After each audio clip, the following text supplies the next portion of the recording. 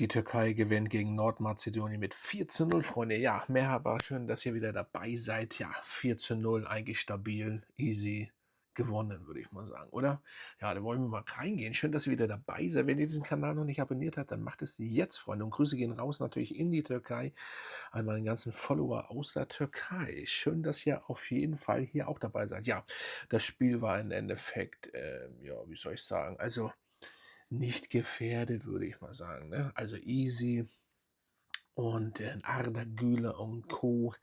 Die ganze Mannschaft hat, ja, funktioniert. Ich denke mal, vielleicht werden die türkischen Fans, die da einfach mehr drin sind natürlich als ich, einige Fehler natürlich gesehen haben und überhaupt und so weiter natürlich die Spieler natürlich viel besser kennen als ich.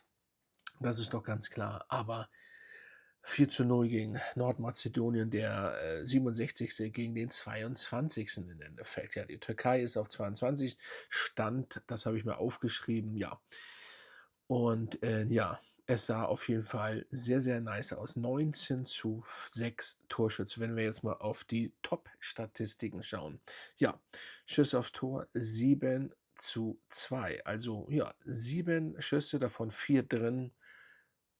Was will man mehr? Ich konnte, das Spiel nicht ganz sehen, weil, ja, ich hatte oder ich bin zu spät gekommen und, aber das, was ich gesehen habe, war auf jeden Fall doch gut. Ja, Großchancen 4.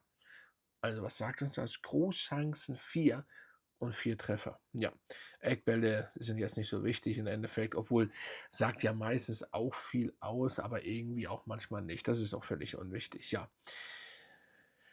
Äh, ja, auf jeden Fall, Pässe, einige 88 sind auf jeden Fall gut angekommen. Das ist also der Stand, den ich jetzt hier im Internet sehe. Was mich so ein bisschen stört, wir kommen gleich noch mal zu den Spielern, die Bewertung, dass jede App, Fußball-App irgendwie eine andere Bewertung hat. Und da werde ich auch gleich noch mal was zu sagen, ohne einen Namen dieser App zu nennen, aber wahrscheinlich wisst ihr auch schon, welche App ich meine. So. Ja, dementsprechend eigentlich ist alles es ist eigentlich nichts auf Nordmazedoniens Seite. Es ist einfach, sage ich mal, obwohl die hatten auch 85 der Pässe oder insgesamt 85 Pässe gespielt, dort Türkei 88. So schlecht waren sie da auch nicht. Abseits 1:1, Freistöße 12:14, aber das sind alles nicht so wichtige Daten im Endeffekt. Fouls 14:12, ja, da waren wir eh nicht. Ja, also, im Endeffekt kann ich nur sagen, vergessen wir mal die Statistik. Das Spiel 4:0 ist auf jeden Fall stabil gewesen. So, und wenn wir jetzt zum Beispiel einmal ganz kurz, wir fangen natürlich mit Arda Güler an, der, jetzt muss ich mal ganz kurz suchen, der eine 7,4 auf einer Bewertung bekommen hat, auf einer Fußball-App. 7,4. Das lasse ich auch tatsächlich so stehen. Gutes Spiel, brauchen wir gar nicht groß drüber reden, ne? Wir können das natürlich jetzt wieder ausführen, Arda Güler und so, aber nein, heute hat die türkische Nationalmannschaft gespielt. Lassen wir es einfach mal so stehen. Natürlich ist Arda Güler und so weiter und so fort. Aber, auf einer anderen Seite habe ich mal geschaut. Ich wollte mal sehen, wie sich das so mal wieder zusammensetzt. Da hat er eine 6,7 bekommen. Ja, ihr habt richtig gehört, eine 6,7. Also so eine Riesenlücke zwischen 6,7 und 7,4, hatte ich gerade gesagt, ne? Ja, das muss man sich doch mal auf der Zunge zergehen lassen. Da frage ich mich, was haben die anderen, die auf jeden Fall auf der Seite, ich werde jetzt keinen Namen nennen, deswegen blende ich das auch nicht ein, weil man dann immer Werbung macht und ich kriege von denen kein Geld, deswegen werde ich das aktuell auch nicht einblenden. Ähm 'Ne 6,7. Was für 'n Spiel haben Sie denn von Arda Güler gesehen? Also, ich frage mich das, ne? Also, ihr könnt ja gerne in die Kommentare mal schreiben, was ihr davon haltet. Also, ja, also 7,4 ist für Arda Güler, wie ich am Anfang gesagt hatte, top. Richtig gut gespielt, gutes Spiel, aber also die Zeit, die er ne, also das, was er gezeigt hat und gespielt hat, aber 'ne 6,7 ist schon wieder absolut schwachsinnig, ja. So ist das. Ich habe keine Brille auf, die habe ich jetzt ich hoffe, ich kann das richtig lesen. 9,3 auf jeden Fall MVP. Hier auf der Seite ist Uzun geworden, wenn ich das richtig, also verzeiht mir, wenn ich das nicht richtig ausspreche. Im Endeffekt, außer der türkische Torwart, haben eigentlich alle eine gute bis sehr gute Bewertung. Also, es sind der 1, 2, 3, die eine über eine 8 bekommen haben. Die anderen sind auf jeden Fall bei 7, über 7, und der Torwart ist 6,7. Ja, im Endeffekt aber ja, und 9,3. Usun, werden richtig, habe ich meine Brille, ich muss die einmal kurz, hier ist meine Brille tatsächlich. Tatsächlich muss ich dann abends auch meine Brille aufsehen. Genau, Usan. Ach, ich kann das nicht lesen hier. Das ist so klein, darüber ist die Nummer. Ja, Usun. Wenn richtig, verbessert mich bitte. Aber verzeiht mir das, wenn ich den Namen nicht richtig ausspreche. Ja, auf jeden Fall gibt es ja gar nicht viel zu sagen. Es war ein Freundschaftsspiel. Da möchte ich auch noch mal was kurz zu sagen, weil Deutschland hat ja auch ein Freundschaftsspiel gehabt. Das habe ich übrigens nicht gesehen, weil ganz ehrlich, ich gucke die WM, ich gucke auch meinetwegen gerne die EM, aber 5 Tage vorher ein Freundschaftsspiel zu machen, ganz ehrlich, Freunde, also wenn sich einer verletzt oder 2 oder 3, was ist dann eigentlich?